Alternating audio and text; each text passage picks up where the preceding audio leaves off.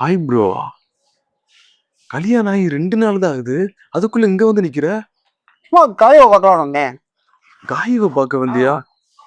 அன்பா, எங்களுக்கு கல்யாணம் ஆயிடுச்சு. இனிமேல் எனக்கு அவ, அவளுக்கு நான். அதான் எங்க உலகம். இதுக்குள்ள வராதீங்க. என்ன ப்ரோ சந்தேகப்படுறீங்களா? சந்தேகப்படல நண்பா. இது ஒரு வகையான மன வலி, வேதனையும் கூட. சத்தியமா உனக்கு புரியாது. உன்னால புரிஞ்சுக்கவும் முடியாது. நான் ப்ரோ இப்படிலாம் பேசுறீங்க.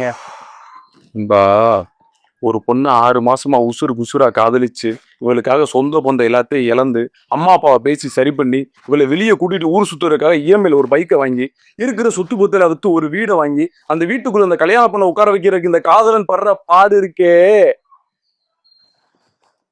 உன்னைய மாதிரி நண்பன் ஒருத்தன் சொல்லி எங்க வீட்டு பதுக்கரைக்குள்ள உட்கார வர நினைக்கிற கேவலமான ஆளுக்கெல்லாம் தெரியாது என் மானங்கெட்ட நண்பா.